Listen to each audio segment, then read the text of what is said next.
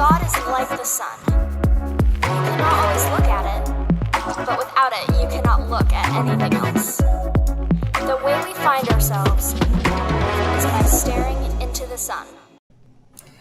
Hello, everybody. Here we are again, staring into the sun. That's it's what been I'm a doing. little bit, my brother. Yes, he's staring. Into the sun. For those of us on YouTube, which we encourage you to find us on YouTube, you can see our lovely faces here. We're so glad you joined us. This is Staring into the Sun podcast, where we talk about matters of the head and the heart, faith and spirituality and psychology, and talk about what can be found in the beautiful collision of the two. And we have really good conversations. Glad you're here to join us, my brother. So you're joined by two brothers. So I'm Dr. Rob Gibson. I'm a licensed psychologist, and I'm joined by my brother here. I am not doctor. I'm Reverend. No. Someday, maybe. I'm Reverend John Gibson, Pastor John Gibson from Ohio. And yeah, the other part of the duo here. I'm excited to talk about what God might show us and what our wisdom from the doctor might reveal to us about some relational things today. But before we do, we're glad that you're here, whether it's on YouTube, whether you find us on Facebook, the Insta, or the Gram. I don't even know what to call that because I'm too old. I don't know, wherever we are, I hope you find your way here. And we would love for you to right now, wherever you are, click that subscribe button. You can get notified when we drop new videos. We've been a little thin during the summer. It's been busy. Everybody's summer is busy. We drop videos here and there, but in the fall we'll be a lot more consistent, and that way you get notified. You can also like us on Facebook, share, let others know about the wonderful conversations we have here about the head and the heart.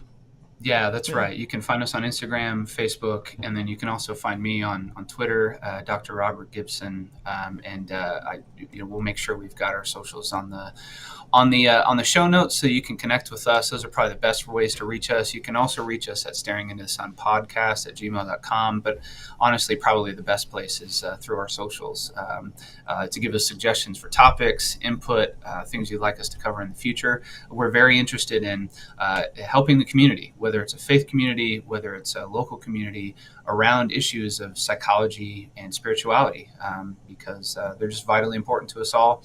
And so, engage with us. We'd be happy to hear from you. So and we care about them, don't we? We care about what happens in those spaces for sure. It's what we give in our lives to, right, Rob?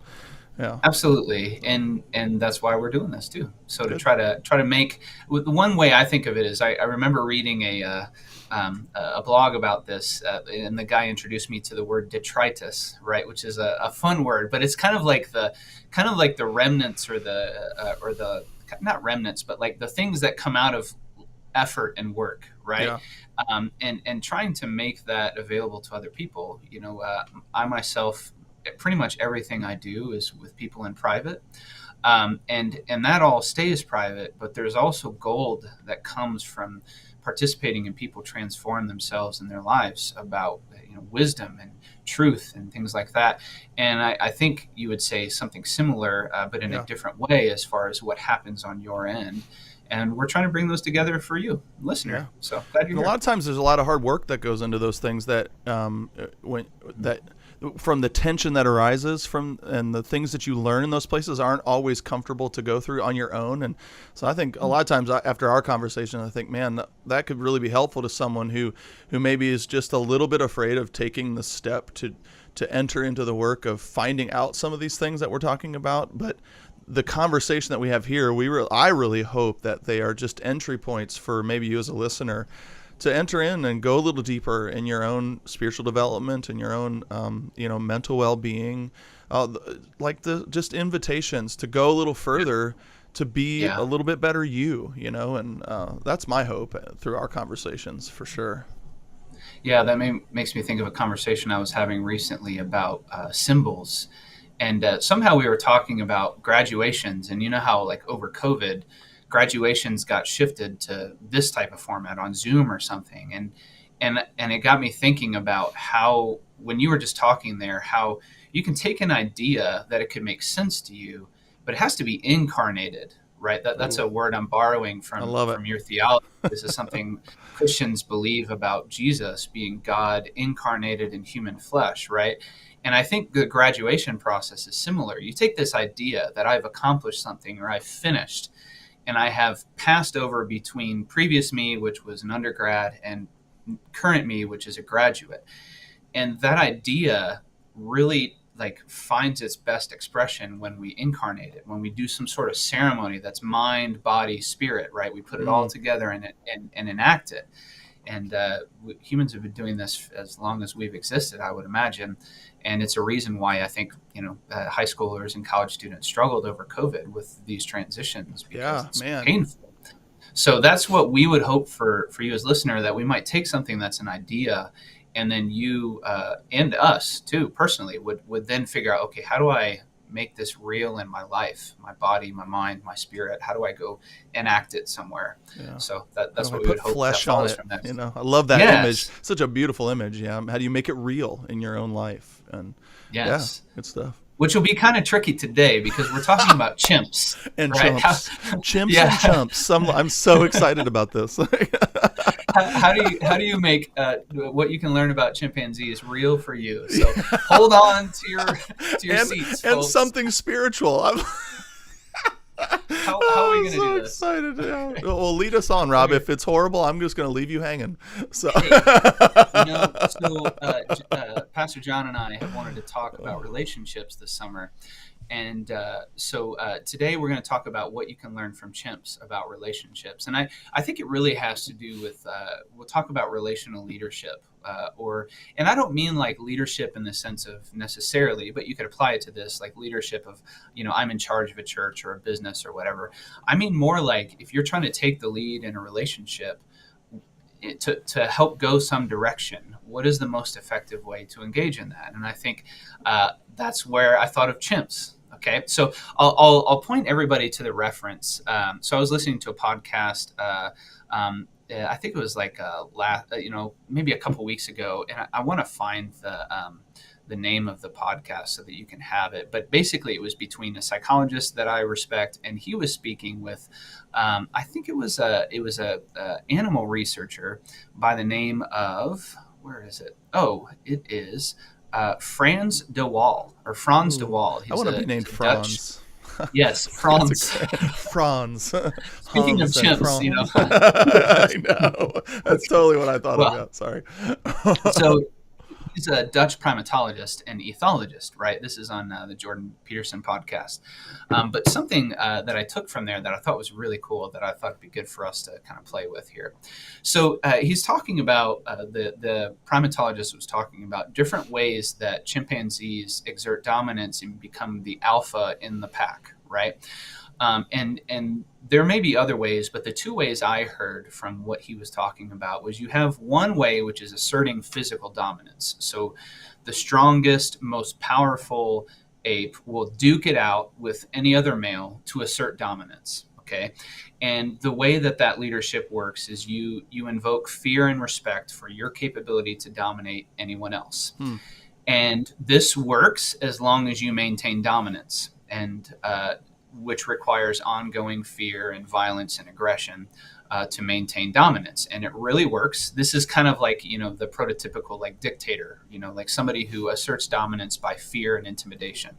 And you might see that in Stalin or Hitler, or you might see that in your, I don't know, maybe your local pastor. Sometimes I think happens this way. Or your boss or something like that, right? Yeah. So, and a key about that is it requires ongoing fear in the people around you to perpetuate it. And the risk of the lead chimp is that you're only as successful as you can maintain that fear. As soon as two other guys get together and take you out, you're done, right? And he compared that over and against. There's another way that chimps become alpha, which is really interesting. It doesn't have to be the biggest chimp either. There can be a chimp that figures out how to cooperate. And what that means is he'll support the underdog. He'll offer gifts. He'll be supportive sneaky. Well, you could see that as sneaky, but I think, we can also see that as like, it's a very effective way to build collaboration, right? I'm going to lead by cooperating. And those chimps can also lead a pack through cooperation because they create bonds of connection or community. Yeah. And so, I've been thinking about that in my encounter in relationships, and also, frankly, asking myself, this dual way of engaging in relationship. I can engage by exerting power and dominance. Authoritarian parenting would be an example of this. Or I can engage in collaboration, helping the underdog, trying to cooperate in some way where I help somebody with what they need, so they help me with what I need. That's another way of leading in relationship. And the outcomes are very different. One is fear and trepidation. The other, I think, is a connection or a community. So that's the general concept. And I found myself when I was listening, I was like, I wonder if that has any roots in any theological tradition, or as far as, if the faith would have anything to say about these kind of dual modes of dominance versus cooperating. So I wanted to pick your brain about it. Yeah. The first thing that comes to mind is that really the Bible is kind of separated. I think if you were to take the Bible for what it is and maybe not have a lot of, deep understanding about what's going on and who God is and, a theological perspective, if you take it at face value, you would say, I think you could say, like, the Old Testament is a very domineering version of God, where there's this authoritarian God the Father who is in many ways working with his people through fear and motivation in that way. Like, don't sin, or these things are going to happen. Do what I say, or these things are going to happen.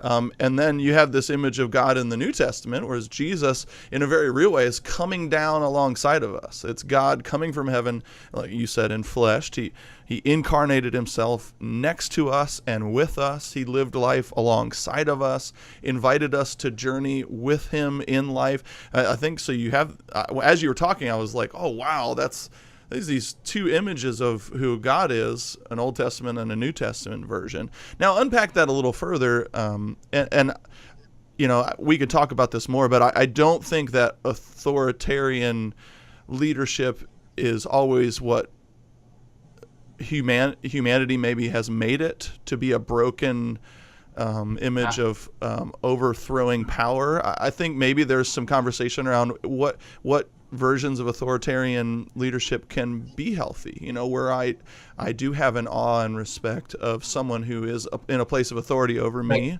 and so I don't know I think maybe around the language might be like, when we think of authoritarian, we think of like the dictator, or domineering by fear and dominance, and you'll do what I say, or I will make you do it, and as opposed to, and I think that's where maybe kind of thinking about, I would agree with you that the perception is that Old Testament is this domineering God, and New Testament is now this, loving, forgiving God, and that they're two different ones. And I think that's maybe this laying itself over top of our interpretation of the Old and New Testament.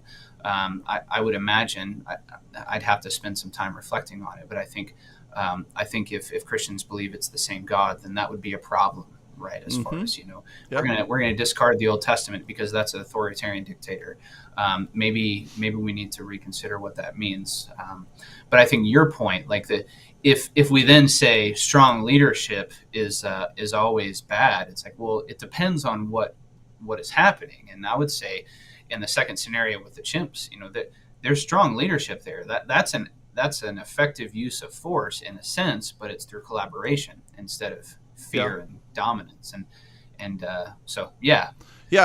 we have to. I think we do have to be careful with our perspectives, and diving just a little deeper. Jesus makes some pretty radical statements that the disciples were like, well, we want to see God, and Jesus makes this radical statement in the New Testament, one of the Gospels, that, well, if you've seen me, you've seen the Father. Like, Jesus is the complete representation. He is the complete picture of who God is. So therefore, if Jesus is the picture of who God is, then maybe our perception of who God is in the Old Testament isn't right on our end, or the Jews who lived in the ancient world and experienced and wrote down their experiences with God in the Old Testament. So, but I think that's valid too. Our perception of how someone leads isn't always the same as how they are leading, and maybe our experience in life or the way that we encounter or interact with, going back to your chimp exercise or your chimp example, maybe, the other chimps who are experiencing this domineering presence, it's not just about the reality of that domineering, it's also about the experience of the chimps who are underneath that authority. Maybe they've had past experiences with other painful, powerful people in their life that kind of put them in a place where they just assume that, I think perception is a part of how we relate to a relationship for sure too. It's not always just this is it. I think there's two parts of it. Does that make sense? I think. Yeah. Well, absolutely. And I think, that's where this issue of power comes into play, is needing to have humility with our use of power in relationships. So the person who collaborates, I think they understand that, there's some humility in the person who collaborates, because they understand something like their capacity to be wrong. So I think that's an important part of it. And then the other part I would attach is, which I also drew from this that I was listening to, is that, we have options. We can prioritize the relational experience right in the moment. And if our goal is to win that one, we might lean towards exerting power in a dominant way, a power against someone. One of my colleagues talks about this, power for versus power against.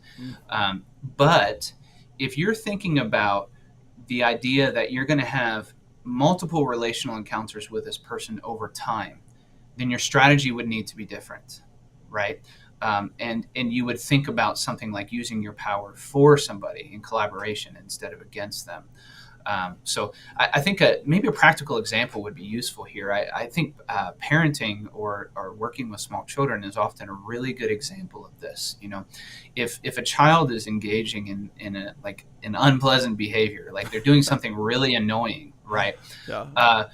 If we're trying to win in the moment, actually the quickest way to get somebody to stop might be to display enough force to where they back down. Now, some children will push you really far in this. So some children will go toe-to-toe with you, but other children honestly will acquiesce immediately to displays of physical dominance. It could even just be a look, right? And that will win you their silence or their behavior change in the moment. However, if your strategy is, I want to have a relationship with my child where they respect me and they believe that I'm trying to do my best by them, and I want them to be able to make as many good choices as possible into the future, then I might want to consider a different approach, because it might be important that they respect me later. Whereas if I just exert power, the only thing that keeps them in line is their fear of me, which means I always have to exert enough power to make them afraid of me, which means, what happens when they're a teenager and they start to discover that they don't have to do what you say? Yeah. They don't. Right. Some kids discover you don't earlier. Scare me anymore. Like the moment Dad realized that I was stronger than he was. Yes. Yeah, absolutely. Yeah. Yeah, and so then the strategy then would have to shift, but by then it might be too late to shift it. Whereas it's in the moment, how do I work with you and collaborate with you so that you might choose the best behavior here, that you might see that it's in your best interest to choose the best behavior. And that's through collaborating. That's through trying to understand. We can talk about some of the practicals, but that's through, I think, in a sense, loving someone. That leads to, I think, a longer term connection and community that actually works in the long run.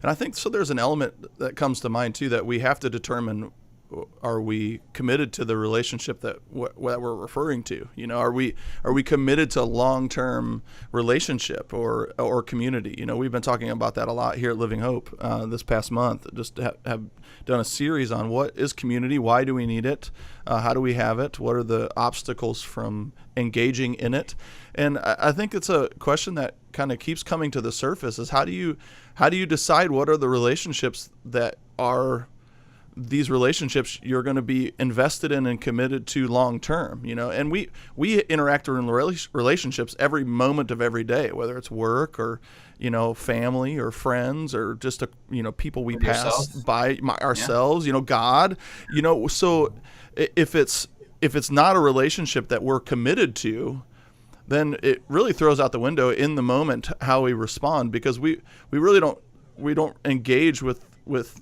having in mind that there's going to be some future interaction that this is going to play out. Like this action here is going to affect me somehow later, because I don't have the mindset that, wow, this is a committed, invested relationship that I have. And I think we do have a dysfunction sometimes in our modern world where we have lots of superficial relationships, or I don't know a word to describe those, where we're in relationship with them all the time, but we don't necessarily see them as communal or invested. And maybe we do that because we've been hurt before by invested relationships, by a domineering person. Maybe we do that because we're insecure about somebody seeing actually who we are. And I think there's lots of things that keep us from entering into those deeper committed relationships, or communal relationships, I like to call them, within the church. But so that's kind of an interesting thing for me, or I think maybe for us to chat around a little bit as well, is why do we sometimes default to not having committed relationships or entering into deeper relationships where, and maybe it kind of keeps us erring on the side of just, defaulting to dominance and power because I want to win right now, like in this present interaction with you, rather than investing the time it takes to actually have something deeper. Yeah, well, I would suggest a couple possibilities and make a plug, right? So if you really want to investigate this for yourself, find someone to go deep with you, to ask these questions. Why am I avoiding this? Whether that's your pastor or therapist, this is what we do in therapy all the time, is why is this happening? But a couple of things come to mind of why I might avoid engaging in collaboration and instead just exert power in the moment. And that power doesn't have to be, I don't know, the prototypical male chimp dominance, right? So males, females, the human species, right? We use power dominance in a lot of ways. We use stonewalling, where we just will cut off and not engage. That's as powerful as being very dominating and verbally abusive or something. So they have different effects, but they're both uses of pretty strong power that, like you said, keep us from engaging in deeper relationships. So why might I do that? Well, I think one of the considerations I have is that I think you were tapping into it, is if I have pain or injury, opening up to somebody is actually what I need, because I need care for that injury, and we're because of life experiences or whatever might happen in our life, we have this fear that if we do that, it's going to hurt worse. And so it's much easier to defend against that pain and act like we're fine, or dominate other people. We do all sorts of behaviors to avoid what's happening inside of us. And usually we're experiencing pain and we're experiencing need. And to engage authentically would be to open up yourself up to the risk that somebody could make a choice not to show up for you. And so I think that's one of the reasons we do this, where we use dominance, or we cut off instead of engaging in community, is to protect ourselves from our own pain. Yeah. Oh, absolutely. I mean, I see it all the time. I think it's a reason that whether it's with an individual, this past Sunday, we talked about accountability, these individual relationships within the greater community, where we are going even deeper to a place where we not only are in our in cooperative relationship, but we're inviting someone else to then speak about our own weakness, or to talk, so it's an even deeper place of like vulnerability, because now I'm not just trusting you, but I'm also revealing something that is broken about myself, and allowing you to speak to me even about it, maybe some things that I don't even see about myself. But I do that, and we do that because it's built on a foundation that I believe that person is as committed and invested to my relationship with them as I am to them. Does that make sense? Mm-hmm. So it's a journey where you begin to establish a trust that I know you're as invested in me as I am in you.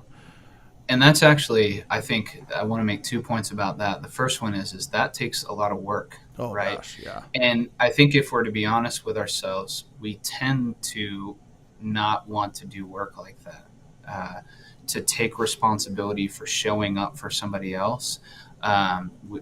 It's just much easier not to. It's much easier to have the veneer of connection, like through social media or something, than to have real connection where now I'm responsible to you because that then puts me at great risk, because then I'm accountable to you. And I think this is my second point is, if I'm accountable to you, but I'm deathly afraid of the truth that's underneath the hood, that I might be broken, or there might be something bad about me, or I might be a mean person sometimes. If I'm afraid of that reality, then I won't engage with accountability. I'll act like everything's fine and treat you like everything's fine with me too. Yeah. And so I would want to be far from accountability, because the idea that there's something wrong with me would be too painful to touch. And this is kind of the word for it in clinical circles would be like a narcissistic injury. And that essentially means is I have a wound to my being, and the way that I care for it is acting like I'm fine, and encouraging everybody else to see me like I'm fine and good. And that's the enemy of accountability. Yeah. Accountability draws you right into that. And the reality of what you just described there, what's the truth though? You may act like you're fine, but you have a mortal wound, right? And you have a brokenness in you that is destroying you. And the destructive tendency of, I believe, all human beings is we always take the path of least resistance, right? Which generally leads us to status quo. We don't want anything that creates tension or invites vulnerability or the opening up of being wounded.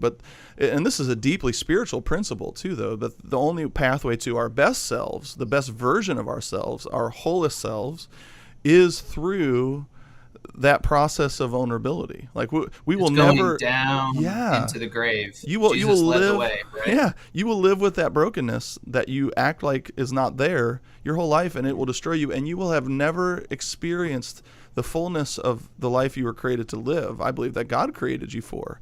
If you live in the status quo, if you default to the path of least resistance and live in superficial relationships, all the while knowing deep down like you are desperately disconnected, and you don't have what you need, and you just keep on layering and convincing yourselves of the lie that you're just fine and you're just okay. And blaming other people for why things it's a aren't. Horrible cycle of destructive behavior.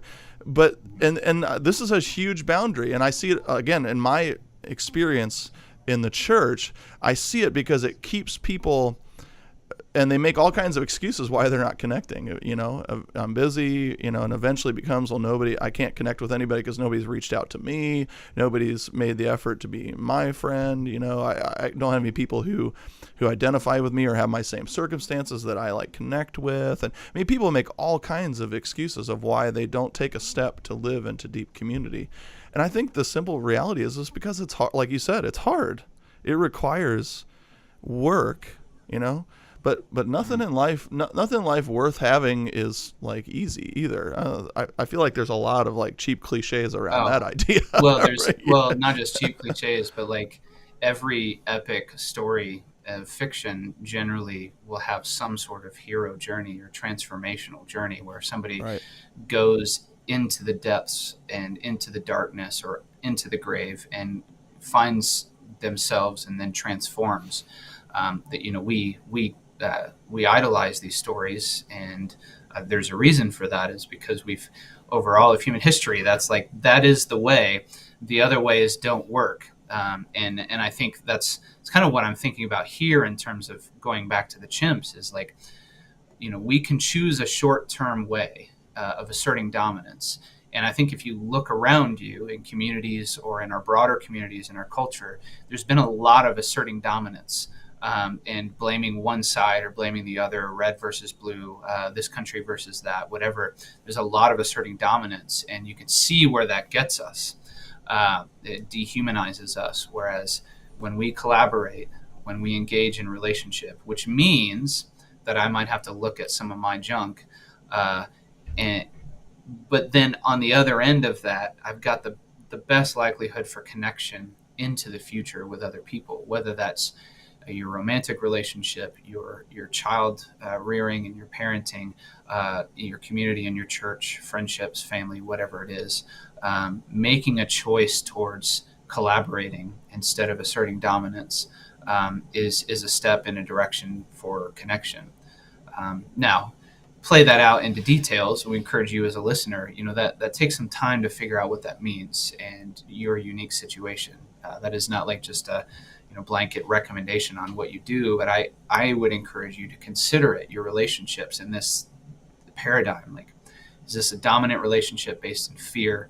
Is this a relationship I want to be based in collaboration and vulnerability, and connection? And that, I make a conscious choice about what you want in your relationships is what I would encourage people.